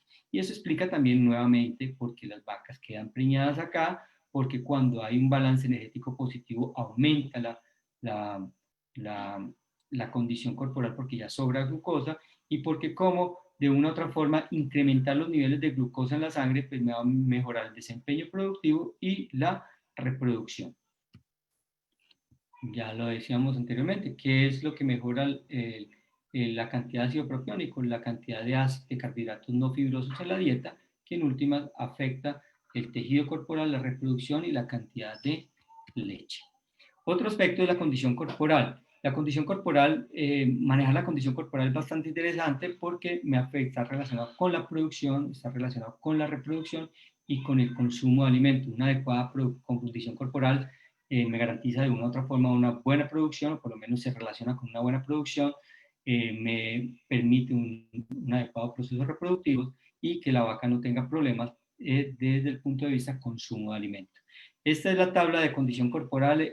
Cuando se habla de condición corporal, se habla que es un proceso muy subjetivo. Yo coloco esta tabla, que es la que está en la NRC, este es de Edmondson, publicó este artículo en el 89, creo que está en el Diary Science, pero yo hace cerca de 25 años recibí esta tabla. Cuando comenzamos a trabajar con ella en la finca, manejamos condición corporal y siempre teníamos que preguntar quién tomó la condición corporal, quién la hizo, quién no la hizo, y se volvía como algo muy subjetivo. Comenzamos a trabajar esa tabla y indudablemente comenzamos a tener unas condiciones corporales muy similares de todas las personas que estábamos evaluando condición corporal. Cuando ingresé como al tema de la academia, comencé a trabajar con esta tabla con mis estudiantes, y antes de las prácticas de la condición corporal de que todos decían era diferente, y al comenzar a utilizar con estos puntos claves y con estas medidas específicas, las condiciones corporales comenzaron a ser muy específicas. Las condiciones corporales es importante manejarla porque cada kilo de condición corporal en promedio me da energía suficiente para producir 7 litros, pero 7 litros de leche, pero fíjense que cuando una condición corporal es de 4, la energía que aporta es mayor que cuando pierde una condición corporal cuando tiene una condición corporal de 2.5. ¿Qué significa eso?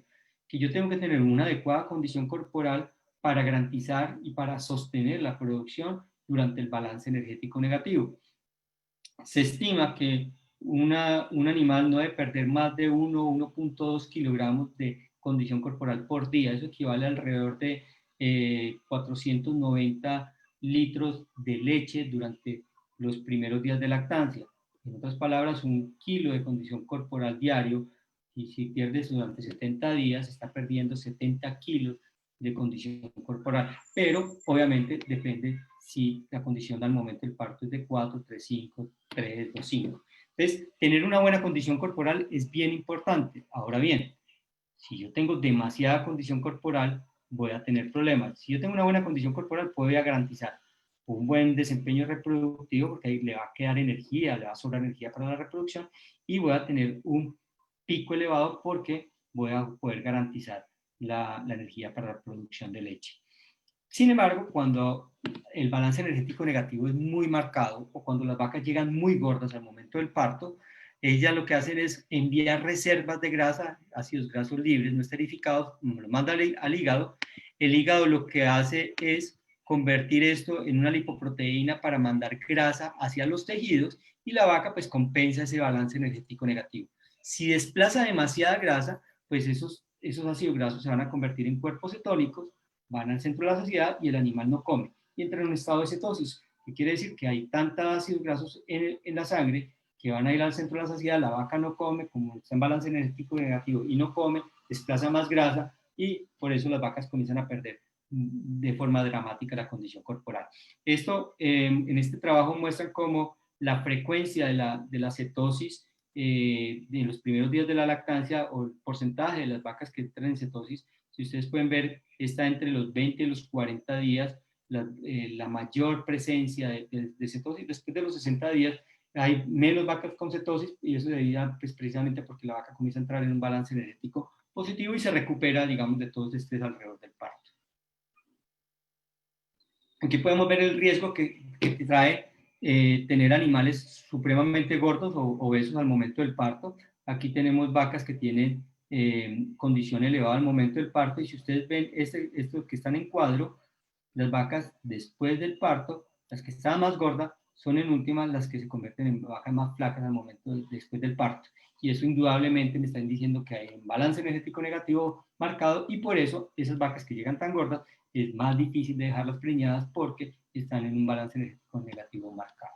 Otro aspecto que hay que tener en cuenta es la sincronía entre los carbohidratos y la proteína. Un exceso de glucosa me va a producir acidosis ruminal y todos los aspectos que mencionábamos en la clase anterior, en la charla anterior. Y un exceso de proteína me va a producir problemas reproductivos por un exceso de nitrógeno ureico en sangre, que en última va a afectar la producción de progesterona a nivel del útero.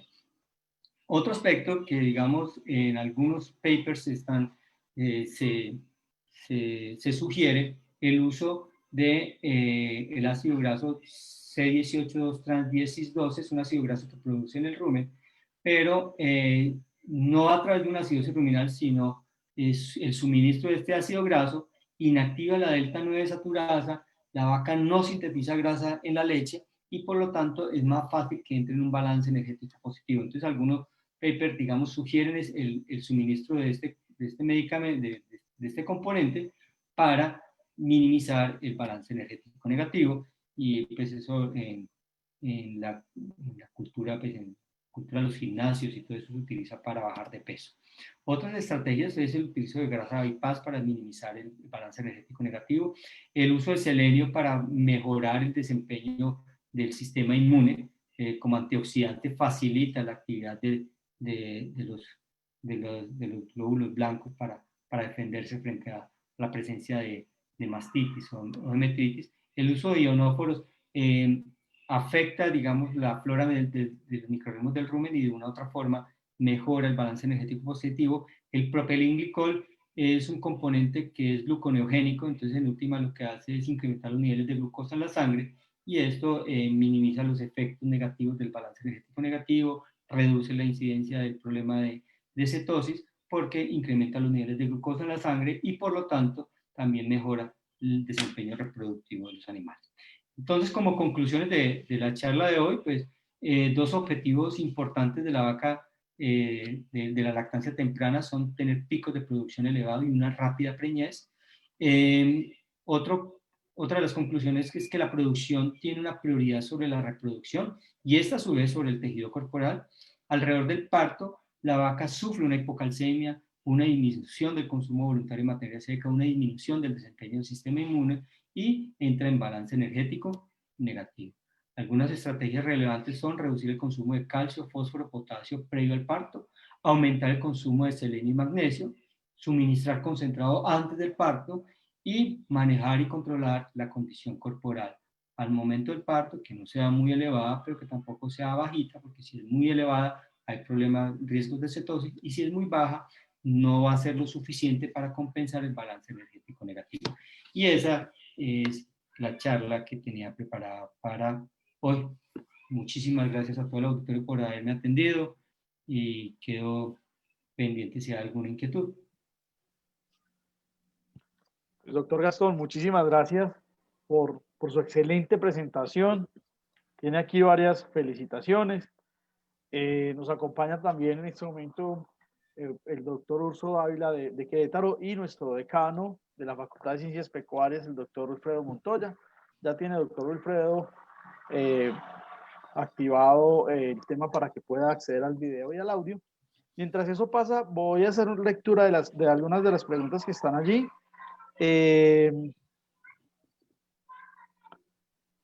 Momento, estoy oyéndome.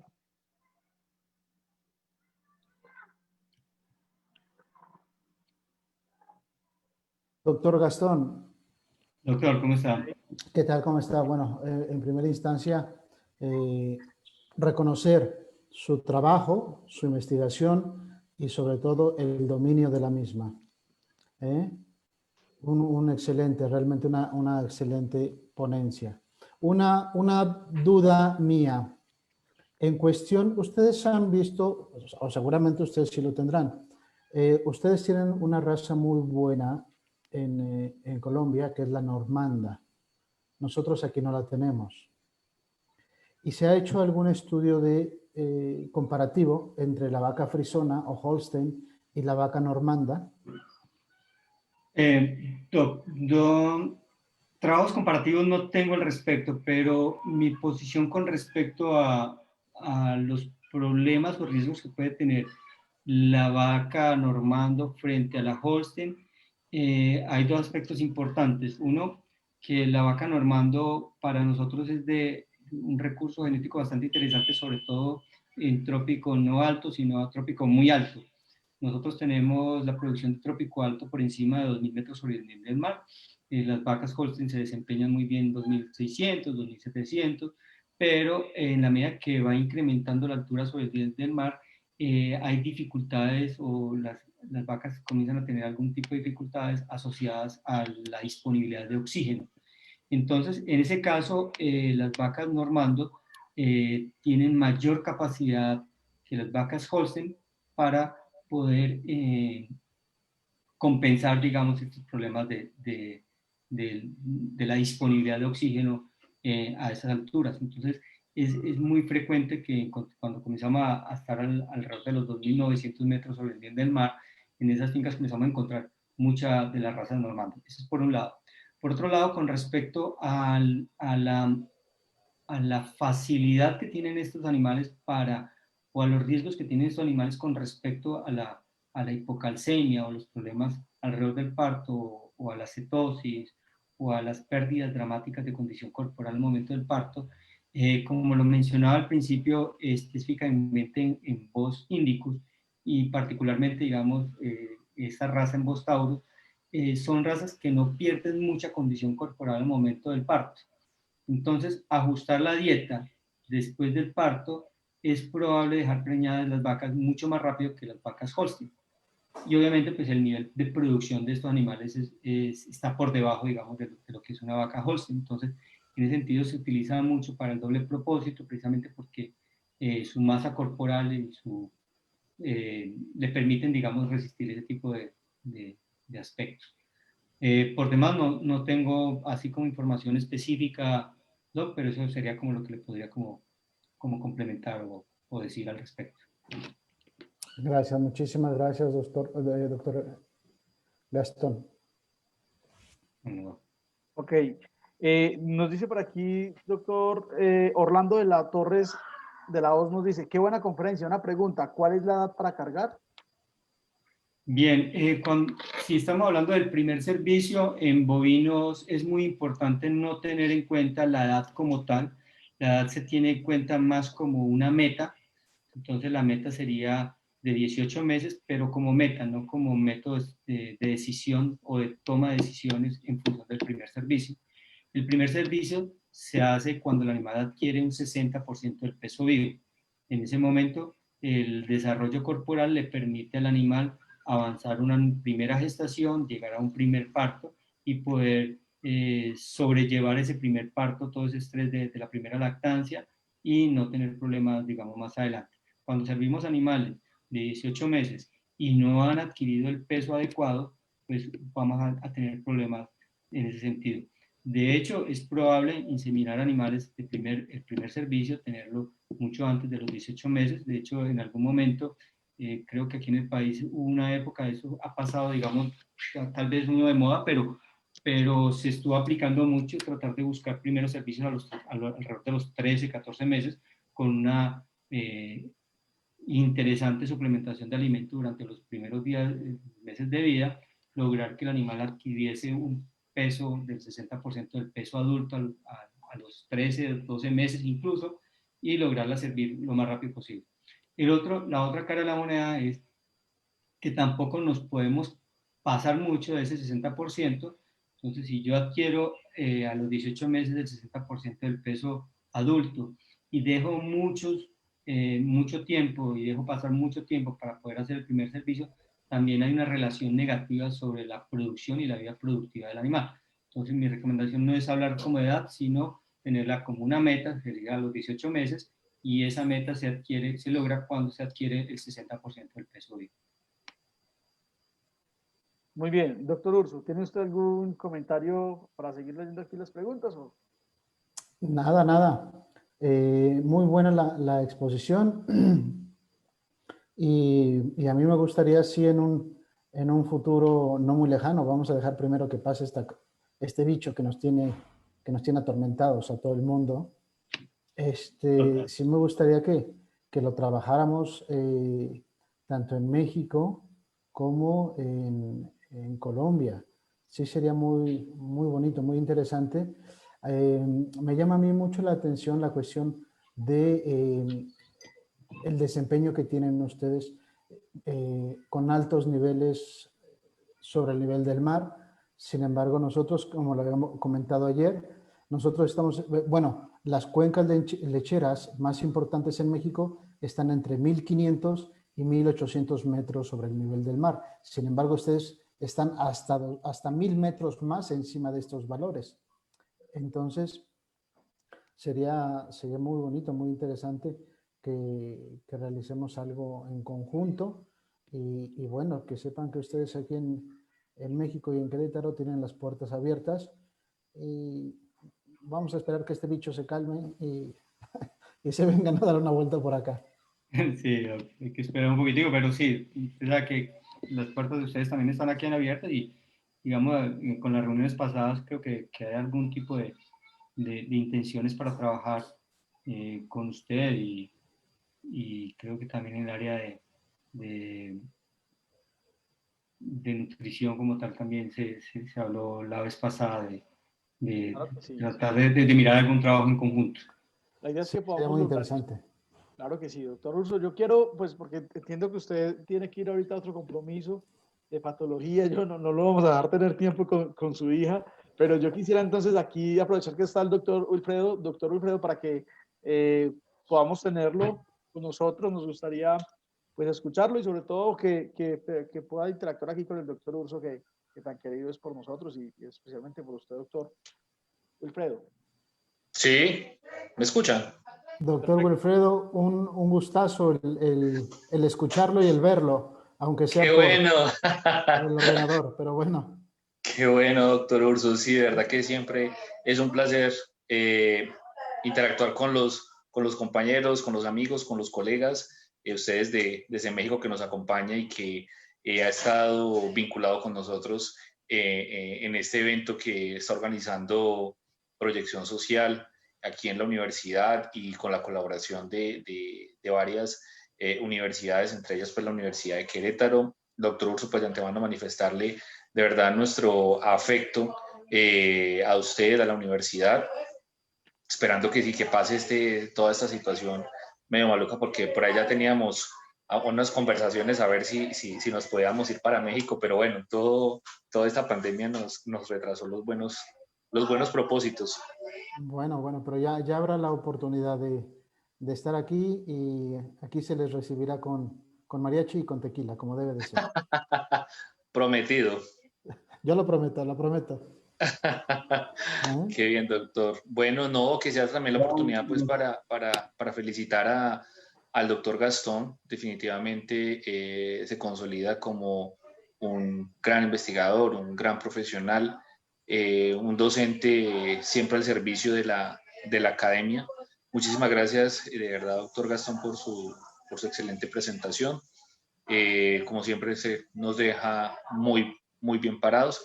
Esperamos que de verdad este tipo de iniciativas trasciendan y podamos más adelante, apenas se pase todo esto, tener otro tipo de eventos de mucha más envergadura. Agradezco también a las personas conectadas, a los profesionales y a los estudiantes que nos acompañaron hoy en esta charla. Claro que sí, claro que sí. Es un gusto para mí el siempre estar con ustedes y Colombia, que yo la siento como mi casa. Qué bueno. Doctor Urso, gracias a usted porque, doctor Wilfredo, ha sido el doctor Urso un apoyo incondicional en estas charlas, en estos eventos que hemos realizado desde Proyección Social y desde la facultad y desde pues, UNISAR en general. Por ahí nos sirvió como moderador invitado en un tema de China. Qué bueno. Ha sido un apoyo fundamental. Muchas gracias, de verdad. No, qué bueno. Y también a la Dirección de Proyección Social, muchísimas gracias por la organización, porque sabemos que toda esa situación pues ha hecho modificar la logística de las actividades. Sin embargo, pues hemos sacado adelante estas iniciativas de estas conferencias. De verdad, doctor Jaime Andrés, también unas felicitaciones por la organización de todas esas actividades, que de verdad lo que hacen es que interactuemos con las otras universidades y podamos compartir conocimiento, que finalmente yo creo que esa es nuestra misión como academia. Claro que sí. Bueno, doctor Gastón, me despido. Doctor Wilfredo, doctor Jaime, me despido que tengo ya en puerta otra reunión y bueno, un gustazo y como siempre, nos vemos en la próxima charla. Muchas gracias, doctor, por acompañarnos y por la generosidad de sus palabras. Adelante, nos vemos en la próxima charla. Muchas gracias, doctor Urso, que esté muy bien. Un fuerte abrazo, doctor Wilfredo. Hasta luego. Igualmente, doctor Urso. Bueno, continuamos. Tenemos aquí varias preguntas. Lo que pasa es que pues entenderán que el doctor Urso hizo un compromiso internacional ahorita también desde patología, desde la que él maneja. Entonces, pues no queríamos dejarlo sin agradecerle, porque de verdad pues ha sido un apoyo importante. Doctor Gastón, tenemos algunas preguntas acá. Héctor nos dice, Gastón es una opinión. ¿Qué opina usted? A ver, espérate un momento, estoy aquí. Ya, ¿cuál es su opinión de usar en la alimentación de vacas lecheras glucosa protegida para sacar a las vacas del balance energético negativo?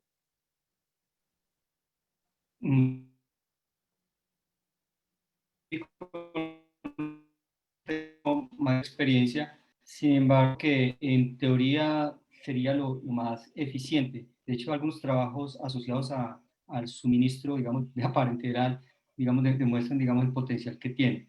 Ahora, hay que tener en cuenta que de una u otra forma la capacidad de absorción de la glucosa a través de la pared del intestino para las vacas no es como la de nosotros, pero para mí el potencial que tiene este tipo de alternativas sería o es enorme, ¿no? Pero no tengo realmente información clara al respecto, pero para mí es una de las alternativas. Ahora, otra alternativa es como el propilenglicol que se absorbe a nivel de rumen y que va a generar la gluconeogénesis a nivel hepático, pues, digamos, podría compensar eso. La verdad no tengo información clara sobre el uso de glucosa protegida, pero asumo yo que podría ser una muy buena alternativa. Ok, doctor, por acá nos pregunta Orlando, ¿de dónde se saca las unidades de energía que sean buenas dentro de la alimentación? ¿Qué alimentos son necesarios para que den buena leche y buena energía respecto a lo que usted nos planteaba en la presentación? Bueno, bien por la pregunta porque, digamos, el componente de energía es un componente que pocas veces se evalúa. Lo interesante es tratar de buscar la manera de caracterizar las materias primas que tengo disponibles. Yo soy partidario que por lo general en los sistemas productivos se tiene disponibilidad de muchos recursos que pueden potencializar la producción, pero a veces no los utilizamos o de la manera adecuada o no los podemos caracterizar. Primero, resaltando, digamos, muy encadenado con la charla del día anterior, es el 70%, cerca del 70% de los nutrientes provienen del forraje. Entonces, cualquier variación que uno haga en la composición, en la calidad del forraje, indudablemente va a afectar directamente la calidad de la dieta. Entonces, si nosotros logramos mejorar las características nutricionales del forraje más allá del valor proteico, sino el valor energético, entonces podríamos tener una mayor producción. Mi recomendación es revisar nuestros bromatológicos, buscar que el momento de cosecha del forraje, el momento, la edad del forraje, el momento del pastoreo, no sea lo suficientemente elevada, que a veces nosotros tratamos de tener mucho forraje, mucha biomasa para sentir que estamos dando al animal una oferta bien interesante de forraje, pero resulta que no es. Por un lado, tiene limitaciones físicas para consumir por el exceso de fibra, y por otro lado, el exceso de fibra va en dirección opuesta a la cantidad de energía. En otras palabras, cosechar el forraje lo más temprano posible, y posible es que sea viable tanto desde el punto de vista nutricional como desde el punto de vista productivo, o sea, que yo pueda tener una producción continua de forraje, que no me afecte la producción de biomasa, pero a la vez esté brindando un forraje de buena calidad, sería lo ideal. Y segundo es, con respecto al tipo de suplementación, existen diferentes materias primas que potencializan, digamos, el consumo de carbohidratos no fibrosos. Nosotros aquí en la zona, no sé quién está preguntando de qué zona es, pero en Colombia, digamos, existen algunos recursos forrajeros que tienen una interesante cantidad de carbohidratos no fibrosos, dentro de ellos el botón de oro, que digamos que se ha explorado mucho, y yo creo que uno de los grandes potenciales que tiene el botón de oro es porque, a pesar de ser un forraje, tiene una cantidad interesante de carbohidratos no fibrosos. Otro es que cuando utilice una suplementación proveniente de alguna casa comercial. Tratar de buscar como la asesoría o el proveedor que estén indicando realmente el nivel de energía que tiene el alimento y caracterizarlo más un poco sobre el nivel de energía más allá que el nivel de proteína. Obviamente si los niveles de proteína son adecuados. Para que tengan como una idea, una dieta para bovinos está alrededor del 14-15% el total de la dieta en proteína. O sea que cuando tengo proteínas por encima del 14-15%, el limitante mío nunca va a ser la proteína, sino va a ser la energía. Entonces, cuando yo estoy suplementando, pues estoy tratando como de buscar ese tipo de cosas. Existen algunos subproductos, por lo menos en la zona de nosotros, y en algunas zonas donde produce, digamos, yuca, nosotros tratamos de trabajarlo un poco, es los residuos de la yuca, digamos, tienen una muy buena cantidad de carbohidratos no fibrosos y potencializan un poco la producción, pero pues ya cada zona tiene, pues, digamos, sus recursos propios y sus características. Lo importante es que sea económico, que esté disponible y conocer, digamos, la característica nutricional de la misma. Perfecto, doctor. Nos dice por acá, Héctor nos preguntaba cuál opinión tiene sobre la suplementación con mineralasa. Mineralasa. Bien, digamos, hay algunos sentimientos o preocupaciones al respecto. Bueno, el suministrar melaza o miel de purga, ya sea mezclado con minerales o no, hay dos formas. Digamos, si yo mezclo la miel de purga cuando la utilizo con agua, la mayoría de la gente utiliza este tipo de mezclas, o sea, un bebedero grande mezcla con agua, algunos le echan algunos minerales ahí como para que el animal llegue a consumir. El animal llega al bebedero, consume el agua miel y el agua miel estimula la gotera reticular y evita que el agua miel caiga al rumen y no estimula la fermentación del rumen. Pasa al intestino delgado y los rumiantes son un poco intolerantes a la sacarasa, a la sacarosa, porque producen poca cantidad de sacarasa. En otras palabras, cuando yo doy agua miel, el agua miel no entra al rumen, se contrae la gotera reticular, la melaza va a ir al omazo, llega al omazo, llega al intestino delgado, no se produce suficiente sacarasa y pasa lo que pasa con un humano cuando es intolerante a la lactosa. Se fermenta muy bien en el colon, va a producir algo de flatulencia, va a generar algo de diarrea porque cambia la presión osmótica allí. Entonces, si yo la doy, digamos, mezclada con agua, ya tenemos problemas. Cuando se mezcla con minerales, digamos, depende de la manera o de las características del sistema de producción. Digamos, una forma de incentivar el consumo de minerales es a través de la miel. Yo realmente prefiero utilizar los minerales en el concentrado mezclado durante el ordeño para garantizar el consumo real de cada animal. Cuando yo lo estoy mezclando allí, yo realmente no tengo claridad de cuánto está consumiendo cada animal y la cantidad de minerales que él va a consumir no está muy claro. A no ser de que tenga, digamos, algunos suplementos que son no solamente con miel y con minerales, sino con otro tipo de productos enriquecidos, digamos, en energía o sales proteinadas o sales energéticas, que de una u otra forma los animales en una sola toma consumen bastante cantidad de este producto. No creo que tenga algo más para decir al respecto. Muy bien, doctor. Marta Martínez nos pregunta, buenísima conferencia, y nos pregunta, ¿una vaca Holstein cuánta leche puede llegar a dar en litros? No escuché, perdón. Marta Martínez nos pregunta, ¿una vaca Holstein cuánto puede llegar a dar en litros? Bien, en las condiciones de nosotros en pastoril, nosotros tenemos vacas que al momento del pico de la lactancia, acá nomás en esta zona podemos encontrar vacas con picos de la lactancia cerca de los 60 litros. No es una cantidad, en otra época podíamos hablar casi de una cantidad de ficción, o solamente para vacas de alta producción en Estados Unidos o en sistemas de producción como confinamiento.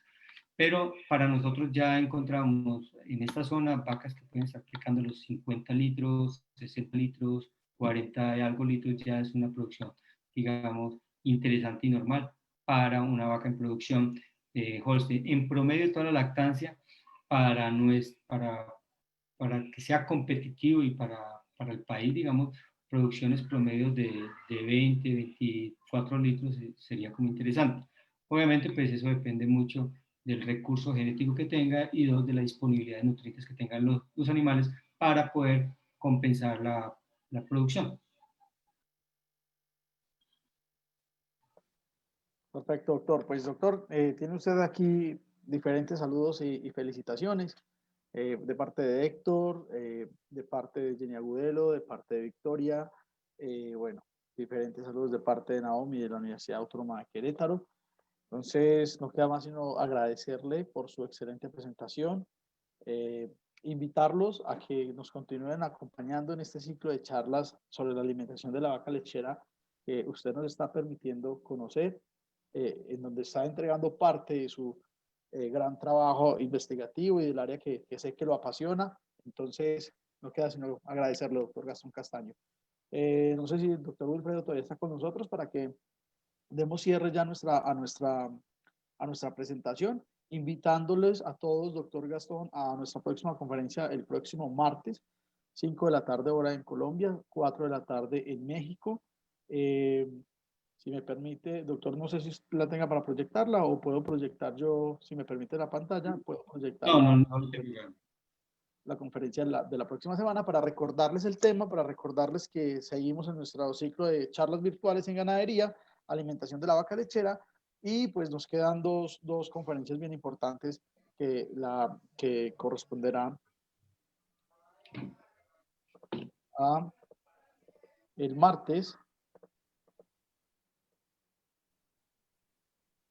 24 de noviembre, factores nutricionales que afectan la calidad de la leche, pues siguiendo con el tema de alimentación de la vaca lechera. Posteriormente, pues tendremos la conferencia del próximo jueves, que estará orientada hacia la parte de alternativas para producir leche con efecto nutracéutico. Entonces, los esperamos que podamos contar con su participación, con su asistencia. Doctor Gastón Castaño, de nuevo, muchas gracias por su excelente presentación. Los comentarios son los mejores. En Facebook también estábamos por encima de 40 espectadores. Entonces, creo que esto representa lo que usted ha generado en el tema de ganadería y en el tema de nutrición en UNISAR. Entonces, muchas gracias de verdad por permitirnos conocer su trabajo y gracias a todos los que se han vinculado a este tipo de charlas. Un abrazo para todos. Feliz noche. Bueno, muchas gracias. Muchas gracias a todos. Doctor Wilfredo, un saludo muy especial y bueno, estamos aquí atentos a lo que desde la facultad, para el programa de medicina, para el programa de zootecnia, podamos generar desde proyección social. Listo, no, ustedes también muchísimas gracias a los participantes, a todo el equipo, de verdad, felicitaciones y bueno, esperemos entonces las próximas dos conferencias. Doctor Gastón, muchísimas gracias. Muchas gracias, muy bien. Éxitos. Éxitos para todos. Feliz noche.